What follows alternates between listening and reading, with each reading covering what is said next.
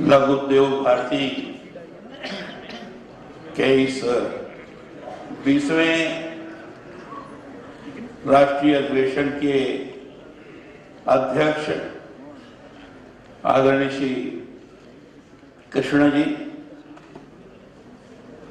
हम सब लोगों को प्रेरित करने वाले, लाखों कार्यकर्ताओं के अंदर ऊर्जा भरने वाले, भारतीय विचार को बेबाक तरीके से प्रस्तुत करने वाले और विभिन्न क्षेत्रों में साधिकार पूर्वक बातों को लोगों के लिए विचारार्थ रखने के लिए हमारे बीच में आए हुए राष्ट्रीय स्वयंसेवक संघ के सरकार्यवाह माननीय भैया जी जोशी जी, मंच पर विराजित लघु उद्योग भारती के महामंत्री ओम प्रकाश मित्तल जी, राजस्थान प्रदेश के अध्यक्ष श्री महेंद्र जी, श्री बजरंग जी, हमारे सिडबी के CMD Shri Maini ji, NSIC national small scale industry corporation, इसके सीएमडी श्री रविंद्र कुमार जी, एमएसएमई के ज्वाइंट सेक्रेटरी भारत सरकार श्री त्रिपाठी जी, हमारे सामने बैठे हुए बड़े वरिष्ठ सामाजिक क्षेत्र में, राजनीतिक क्षेत्र में काम करने वाले ऐसे सम्मानित महानुभाव और इस राष्ट्रीय अधिवेशन में भाग लेने के लिए देश के कोने कोने से आए हुए लघु उद्योग भारती के सदस्यगण और जयपुर और आसपास के आए हुए प्रमुख उद्यमी बंधुओं, पत्रकार मित्रों, छायाकार बंधुओं, माननीय जोशी जी ने मुझे मुख्य अतिथि करके संबोधित किया था, तब से मैं बड़ा परेशान था। मुख्य अतिथि और मुख्य वक्ता हमारे माननीय जोशी जी हैं। मुझे यह दृष्टा करने के लिए रखा गया था क्योंकि जोशी जी के बोलने के बाद किसी को बोलने का औचित्य नहीं है। हम सब लोगों के प्रेरणा स्रोत हैं, उनके बोलने के बाद अर्थ नहीं होता, लेकिन निर्देशित किया गया है क्योंकि भारत सरकार में एक संघ के कार्यकर्ता के नाते मैं मंत्री हूं और वो भी सूक्ष्म लघु मध्यम।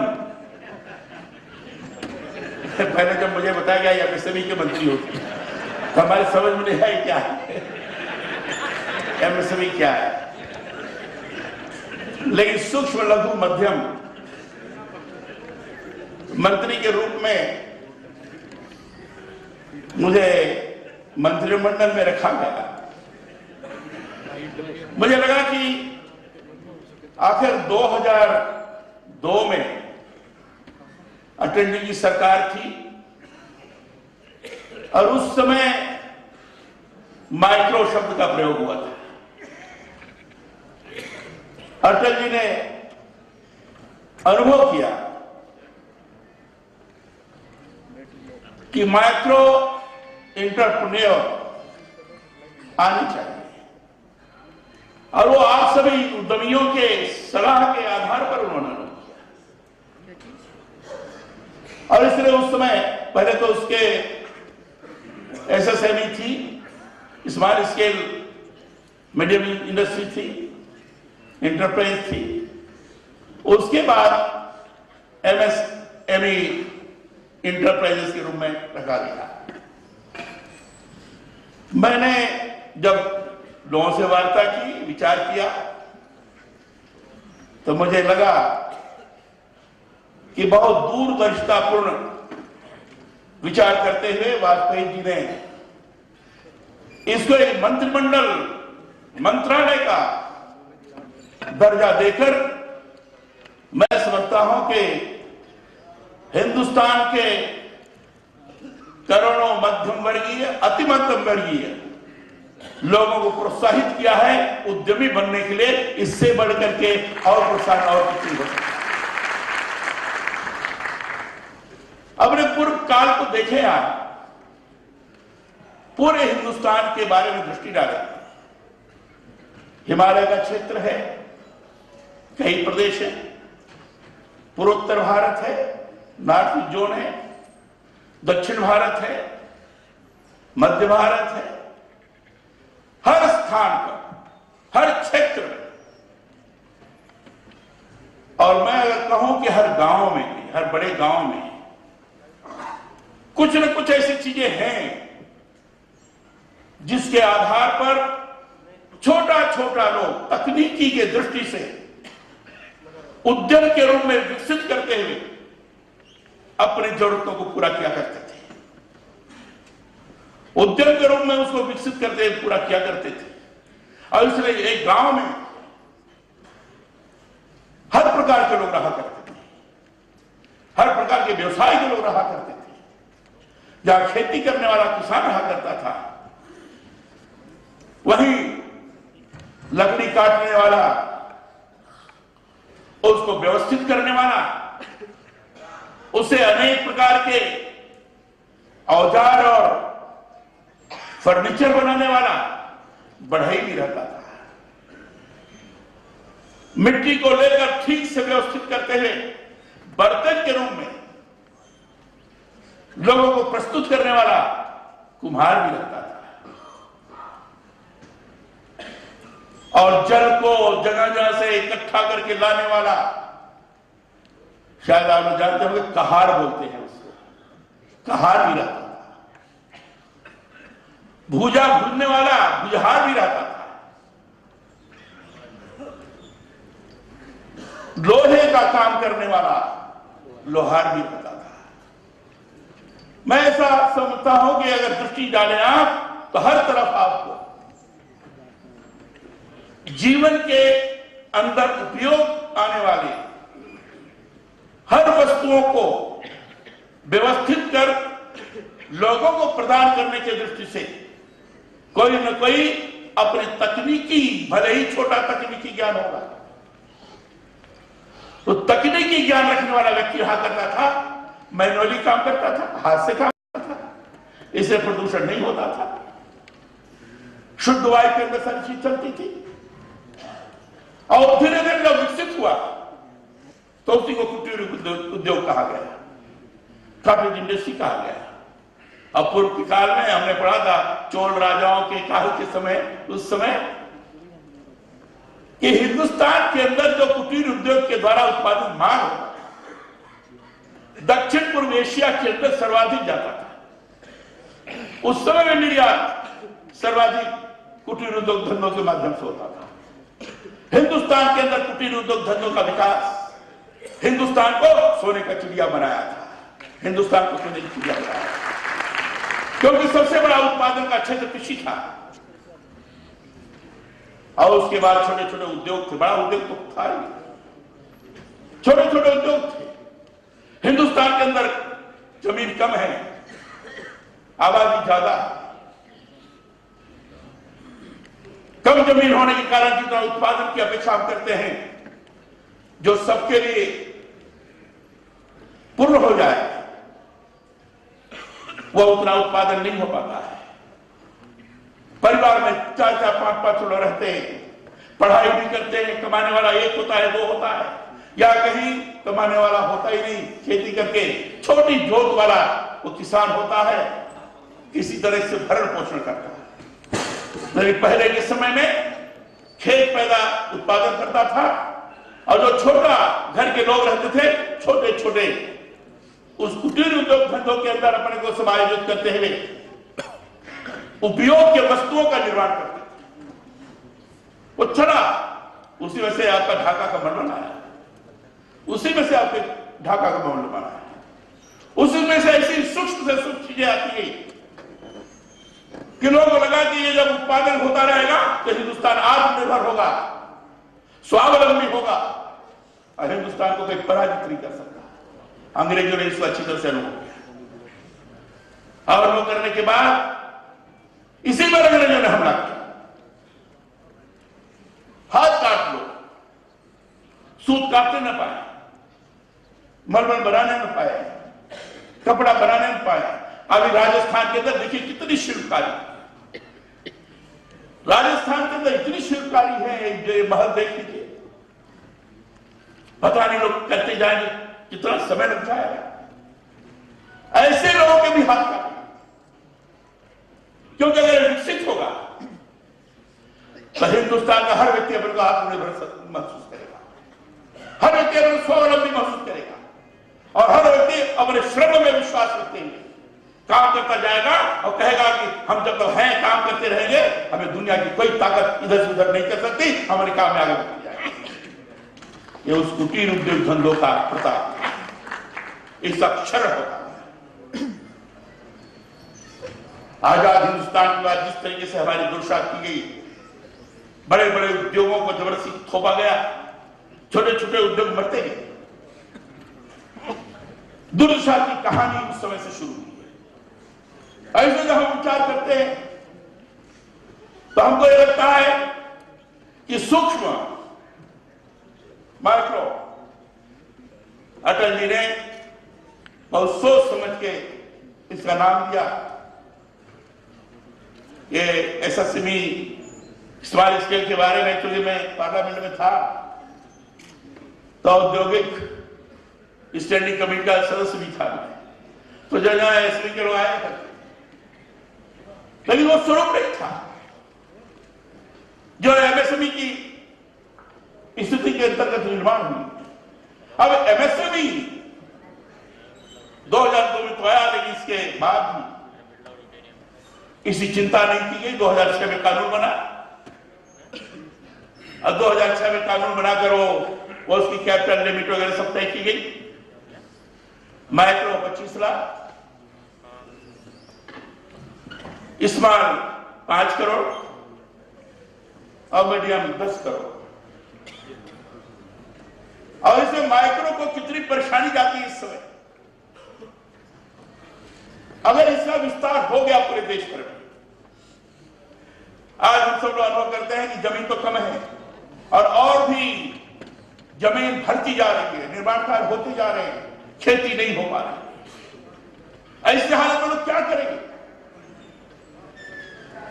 आबादी बढ़ती जा रही, नौजवान क्या करेगा? नौजवान को काम चाहिए। गांव में चले जाइए, आज वे लोग घूमते फिरते रहे हैं, या तो बैठकर ताश खेलेंगे या जुआ खेलेंगे या इधर उधर के काम में लगेंगे। हम लोग देख रहे हैं, इसलिए बोल रहे। पढ़े लिखे लोग बेचारे पोस्ट ग्रेजुएट किए हुए गांव में भटक रहे हैं, MBA इंजीनियरिंग किए हुए लोग भटक रहे हैं।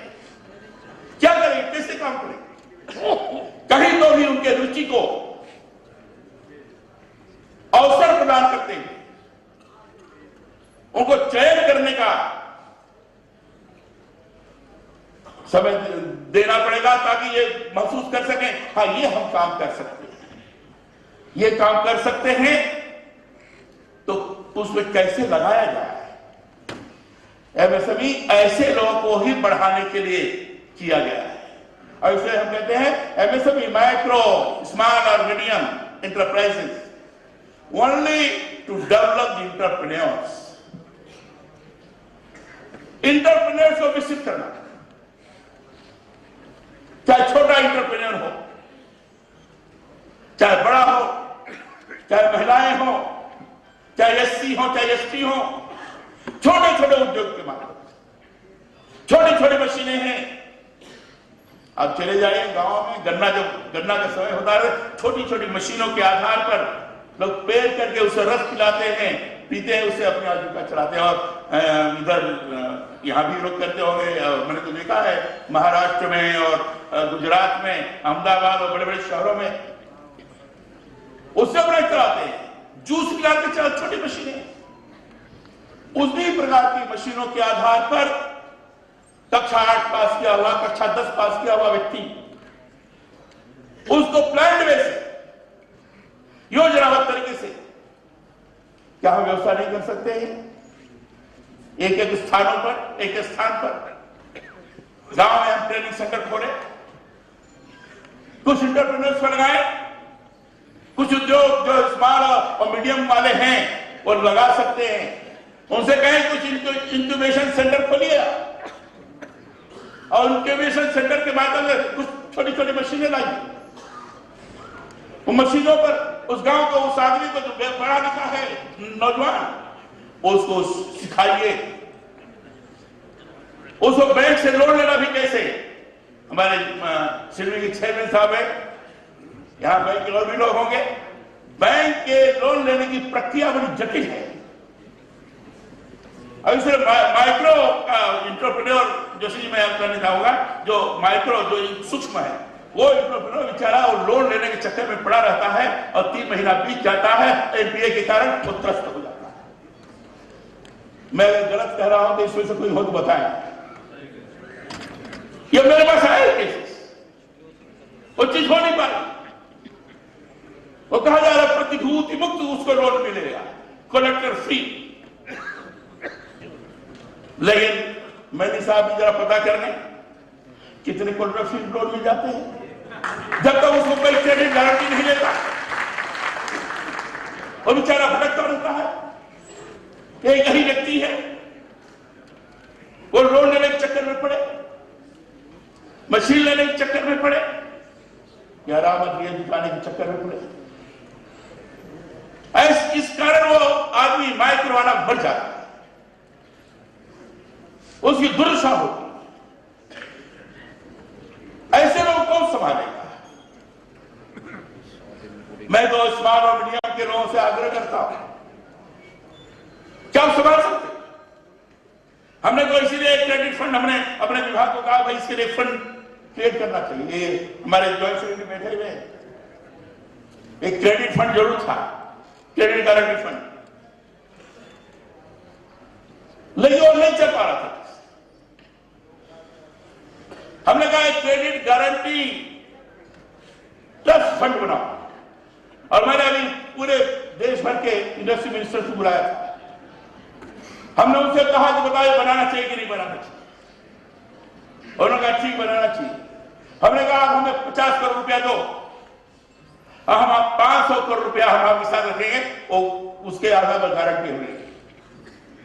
आप 500 रुपया दो, हम 5,000 करोड़, 500 करोड़ दो, हम 5,000 करोड़ का तुम्हें देंगे, वो तुम्हारे। लेकिन माइक्रो का जो व्यक्ति है उसको हमारे उस क्रेडिट गारंटी के आधार पर, ट्रस्ट फंड के आधार पर उसको कर्जा मिल जाएगा, कोई परेशानी नहीं होगी और ढंग से अपनी कर्जे और थोड़ा सा उद्योग होगा। हमने इस दिशा में प्रयत्न किया और हम इसको बढ़ाने का प्रयत्न कर रहे हैं। अगर इसका विस्तार हुआ योजनाबद्ध तरीके से, रूरल एंटरप्रेन्योर को डेवलप किया गया। अभी तो अर्बन वाले को हम ज्यादातर ले रहे हैं, रूरल गांव में लोग पढ़े लिखे बेकार पढ़े हुए, जिससे मैंने आपको बताया इंजीनियरिंग पास किया हुआ व्यक्ति पढ़ा बैठा हुआ है, एमबीए किया हुआ अच्छा खासा। जब मैं चुनाव से पूछा तुम क्या किए हो, कैसा हो, मैं एमबीए किए हैं, क्या करें, नौकरी नहीं मिल रही, यहां बैठे। कुछ काम क्यों नहीं करती? कहां से काम करें? अरे थोड़ा लोन मिल जाए, थोड़ा घर की पूंजी है, उसको लगा कर व्यक्ति काम कर सकता है। लेकिन इस स्तर पर जाने की जरूरत है। और मेरा पूरा विश्वास है और इसी आत्मविश्वास के साथ हमने हमेशा काम किया है। चाहे राष्ट्रीय स्वयंसेवक संघ का प्रचारक के रूप में रहा हूं, उस समय काम करता रहा हूं, चाहे भारतीय जनसंघ के कार्यकर्ता के रूप में रहा हूं, उस समय काम करता रहा हूं, भारतीय जनता पार्टी के रूप में रहा हूं, विभिन्न पदों पर रहा हूं। लेकिन आत्मविश्वास के साथ, प्रामाणिकता के साथ, कार्यकर्ताओं के प्रति सम्मान का भाव रखते हुए काम करते हुए जैसा चाहा है वैसा करके दिखाया है, ये हमने करके दिखाया है। 3 वर्ष के में उत्तर सरकार में मंत्री था, हमने करके दिखाया था। अब मैं कह सकता हूं कि रोड रिवॉल्यूशन हुआ था उस समय। अब 3 वर्ष में जो कर दिया वो शायद पीछे होगा कि नहीं हुआ, पहले तो नहीं हुआ। हमें इस पर भी विश्वास है, भले हमारे समझ में प्रारंभ में नहीं आया कि एमएसएमई क्या हो रहा क्या है, लेकिन अब तो मुझे लगता है कि अगर एमएसएमई को गंभीरतापूर्वक लेकर आप सब लोगों का सहयोग लेते हुए पीपीपी के आधार पर अगर हमने सुदूर गांव को केंद्र मानकर करने का प्रयत्न किया तो 5 साल के अंदर यह स्वरूप दिखाई पड़ेगा। क्या एमएसएमई ने कुछ ऐसा किया है कि शायद आगे चल करके इसी के माध्यम से हिंदुस्तान एक विकसित देश के रूप में आगे आ सकता है। ये हो सकता है, ये हो सकता है, मैंने अनुभव किया है। अभी आगे इस समय में कुछ कठिनाइयां बताई। बैंक से कर्जे नहीं मिले ये तो बताइए आपने, परेशानियां मिलते हैं, नहीं परेशानियां, कई जगह से एनओसी लेने पड़ते हैं, उसी में लोग त्रस्त हो जाते हैं। इसे हम सरलीकरण कर रहे हैं, हम इसको ऑनलाइन कर रहे हैं, हम 8 बिंदुओं को लेकर फॉर्मेट बना रहे हैं और उसके आधार पर कोई भी उद्यमी अपना फॉर्म भरना चाहता है, लेना चाहता है, उसको देख ले, फॉर्म भर दे। और जो विभिन्न विभाग हैं, चाहे लेबर हो, चाहे फैक्ट्री का लॉ हो, चाहे स्टेट गवर्नमेंट का से संबंधित हो, 15 दिन के अंदर उसको एनओसी मिल जाए, ये हम प्रयत्न कर रहे हैं और मुझे पूरा विश्वास है ये कर देंगे। अभी E1 और E2 ये जो परसेंट थी रजिस्ट्रेशन वाली, या आपको पता है आपके किसी से छोड़ दिया गया है। सेल्फ सर्टिफिकेशन अभी जब वहां बैठे थे तो उसमें चर्चा आई थी, आप उसको कर सकते, आप आवेदन देना चाहे न देना चाहिए आपके ऊपर, लेकिन इसको हम ऑनलाइन करें। ये उद्योग को बढ़ाना है तो जहां एंटरप्रेन्योर्स और पूंजी का सवाल है, वहीं रॉ मटेरियल और मार्केटिंग का भी प्रश्न है, वहीं स्किल लेबर का भी प्रश्न है। और इसलिए स्किल लेबर के लिए हमने जो है ना स्किल डेवलपमेंट के कार्य चलाए, जो इंक्यूबेशन सेंटर्स है हम खोले, कुछ हमारे विभाग की तरफ से खुला है, हमारे NSIC के CMD बैठे हुए हैं, इन्होंने कुछ खोला, कुछ पीपीपी के आधार पर खोला। उसमें छोटे छोटे कक्षा 10 पास किए हुए ऐसे लोग को लाकर उनका स्किल डेवलपमेंट कर रहे हैं। और कुछ ऐसे लोग भी जो बिल्कुल पढ़े लिखे कम पढ़े रहे, वो कारीगरी जो करते हैं उनको लाकर वो भी सिखा रहे हैं। कंप्यूटर रिपेयर, मोबाइल रिपेयर ये भी हम करवा रहे हैं, मशीन पर भी करवा रहे हैं। जो मशीन ले जाना चाहे ले जाओ, उनको फाइनेंशियल असिस्टेंस भी दिलवा रहे हैं। और ऐसे इंक्यूबेशन सेंटर्स हम देश में अभी हमारे पास बहुत कम है, 80 है केवल। अब इसको हम देश में 500 से ज्यादा कर रहे हैं और चिन्हित भी करते जा रहे हैं स्थान। और इसी तरीके से हमने टूल रूम्स खोले। टूल रूम्स में तो BSc है, MSc है, इंजीनियरिंग है, MBA है, इनका भी स्किल डेवलपमेंट, इंडस्ट्री जो है उनका भी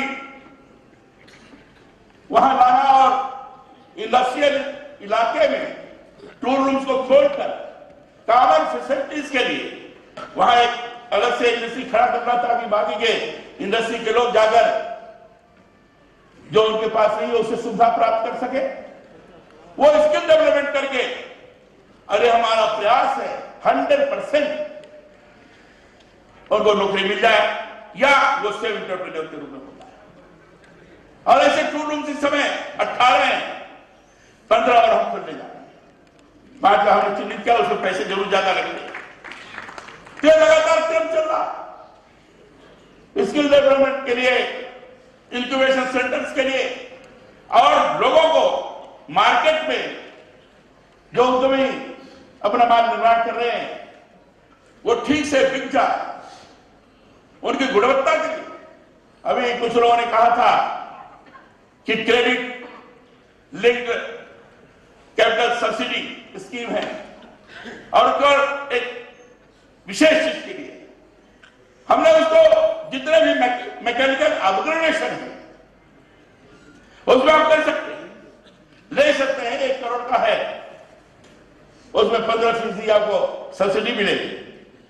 इसी तरीके से हमने उसकी गुणवत्ता को बढ़ाने के लिए एक और स्कीम चलाई है, नेशनल मैन्युफैक्चरिंग कॉम्पिटिटिवनेस प्रोग्राम।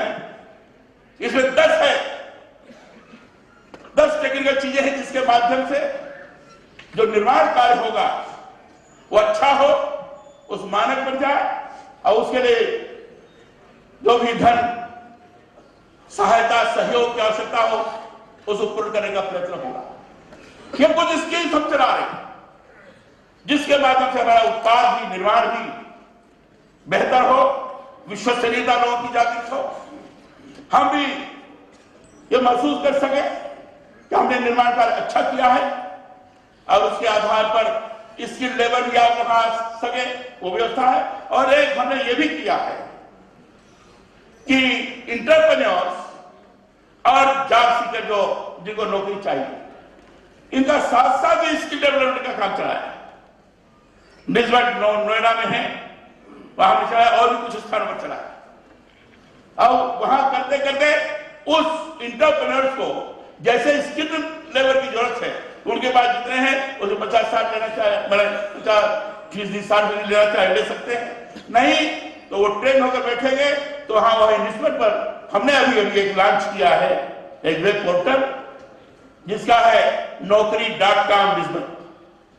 उस आप क्लिक करेंगे, जितने ट्रेन हैं उनका आ जाएगा, डाटा आ जाएगा आप पास।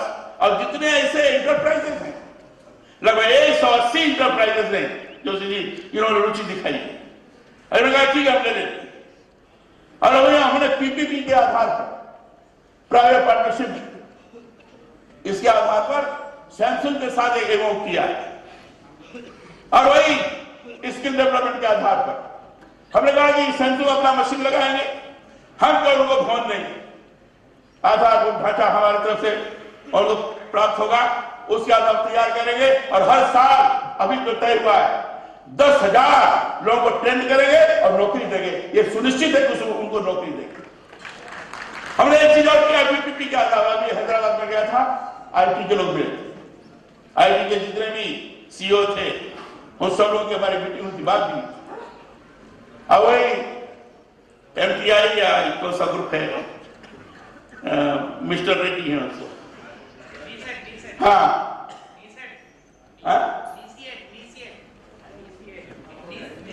नहीं वो दूसरा आप बोल रहे हैं, ये TMI ऐसा ग्रुप है। उन्होंने मुझसे मोबाइल पर जॉब डायलॉग करके लॉन्च कराया।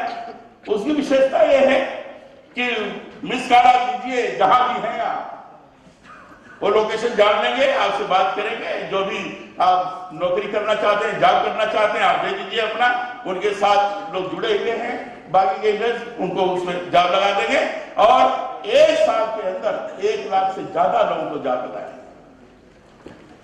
गांव में लोग, हम महिलाएं उभर करके आए, उनकी इंटरप्रेन्योरशिप आगे बढ़े, इसके लिए हम इंकरेज कर रहे हैं। रूरल इंटरप्रेन्योरशिप को इंकरेज कर रहे हैं। हमारी योजना है, हमने एक नारा देकर काम करना शुरू किया है, बेरोजगार से लेकर स्वरोजगार तक की यात्रा। ये हमने नारा दिया है, इसको हम लगातार करते जा रहे हैं। केवल 3 महीना अभी हुआ है और 3 महीना के अंदर हमने करने का प्रयत्न किया है।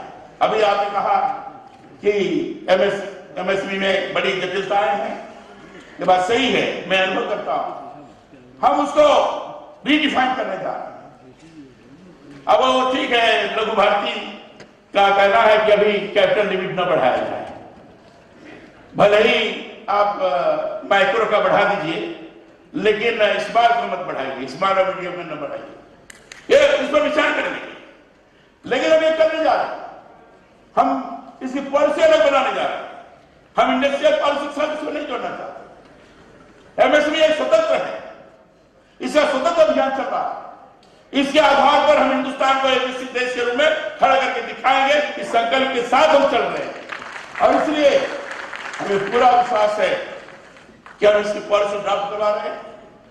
पॉलिसी ड्राफ्ट करवाने के बाद हम आप लोगों से बीच में विचार करेंगे। मैंने सभी लगभग 80 एसोसिएशन को बुलाया था दिल्ली में, पूरे देश भर में 4-5 घंटे करके मैंने उनकी बातें सुनी, उनका बकायदा रिकॉर्डिंग भी हुई, वीडियो रिकॉर्डिंग भी हुई। ये सारा उनको पत्र भेज दिया, हमने कैटेगराइज करके सब चीज तय कर दी है, उनके सुझाव को हम समायोजित कर रहे हैं। अभी पूरे देश भर के इंडस्ट्री सेक्रेटरी को बुलाया था, उनका भी लिया है, तो उनके सुझाव के आधार पर कुछ चीजें हैं जिसको हम लागू करने का प्रयत्न करेंगे और उसके आधार पर हम पॉलिसी का ड्राफ्ट करेंगे। और एमएसएमई के क्षेत्र में क्लस्टर डेवलपमेंट ये बहुत आवश्यक है। हमारी जो कॉर्पोरेट यूनिवर्सिटी एकदम बड़ी पड़ी हुई है, उनका भी हम क्लस्टर बना रहे हैं और उसके लिए एक योजना हमने अभी नोटिफाई की है, पुरानी थी लेकिन सुस्त हो गई थी, नहीं चल रही थी, स्फूर्ति योजना, उसको हमने कार्यान्वित की है। अब उसमें हमारे पीतल उद्योग है, साड़ी उद्योग है, जो पुराने उद्योग है, सारे उद्योगों को क्लस्टर बनाकर और उसमें समान रूप से उनको सुविधा प्रदान करते हुए कैसे उसका उत्पाद बढ़े, ये हम चिंता कर रहे हैं। तो हमने इस बार से प्लान बनाया है और कई इसको ई गवर्नेंस के आधार पर भी हम करने का प्रयास, हमने अपने विभाग में ई गवर्नेंस शुरू कर दिया, बड़ी तेजी से बढ़ा है और कई चीजें हमने लॉन्च भी कर दी है। हमने एक शॉपिंग का किया है, MSME shopping.com, उसका क्लिक करेंगे तो आपका उत्पाद अगर रजिस्ट्रेशन आता है तो आपका जितना भी निर्माण कार्य है वो सामने आ जाएगा। गुणवत्ता युक्त निर्माण कार्य है, उसका रेंज अलग होगा, आप उसमें से खरीद भी सकते हैं, अपने माल को भेज भी सकते हैं। ये सारी चीजें हम इस आधार पर करने की कोशिश कर रहे हैं और मुझे पूरा विश्वास है, मैं पूरा विश्वास हूं कि जिस तरीके से लोगों का उत्साह है, जिस तरह से लोगों के मन की सोच है और जो हमारा वैचारिक परिवार ये लघु भारती हमारा वैचारिक परिवार है। इस वैचारिक परिवार के अंदर देशभक्ति, राष्ट्रभक्ति, समाज के प्रति समर्पण, ये भाव तो स्वाभाविक रूप से है। इस भाव में और बढ़ोतरी हो और उस बढ़ोतरी के आधार पर मन में भाव रखते हुए कि हमें अपने उद्यम में अच्छा निर्माण कार्य करते हुए अगर हमें एक्सपोर्ट भी करना है तो ऐसा एक्सपोर्ट होगा कि दुनिया वाले कहेंगे बहुत अच्छी क्वालिटी का सामान आया है, पैकेजिंग कुछ है, शेपिंग कुछ ऐसा नहीं है, अच्छा माल आया है और अधिक से अधिक निर्माण कार्य यहाँ हिंदुस्तान में होगा। और जैसा प्रधानमंत्री ने कहा है, मैन्युफैक्चरिंग हब बनाने की बात, बिना एमएसएमई के हिंदुस्तान मैन्युफैक्चरिंग हब नहीं हो सकता। अब इसमें मैन्युफैक्चरिंग हब हम बनाएंगे हिंदुस्तान, मेक इन इंडिया, जो बाहर से आएंगे यही बनाओ, जो यहाँ के हैं यही बनाएंगे, मेक इन इंडिया और मेड इन इंडिया। इस बात को आपके माध्यम से, आप सब लोगों के परिश्रम के माध्यम से, आप लोगों के प्रतिभा के माध्यम से, आप लोगों के समर्पण के माध्यम से और आप लोगों के प्रखर राष्ट्रभक्ति के माध्यम से जो चीज निर्माण होगी वो दुनिया के अंदर भारत के स्वरूप को इस तरीके से जागृत करेगी कि आने वाले काल में लोग कहेंगे कि भारतीय जनता पार्टी के अलावा और कोई दूसरी सरकार चाहिए नहीं। ये स्थिति आपके द्वारा निर्माण होगी और मुझे लगता है कि निश्चित रूप से कुछ दिन के बाद भी आप कुछ देख सकेंगे, ऐसा मुझे विश्वास है। इतनी बात कहकर मैं आदरणीय भैया जोशी को प्रणाम करते हुए, आप सब लोग को प्रणाम करते हुए, आप सब लोगों का अभिनंदन करते हुए, आप सब लोग के चरणों में वंदन करते हुए अपनी बात समाप्त करता हूँ। बहुत बहुत धन्यवाद।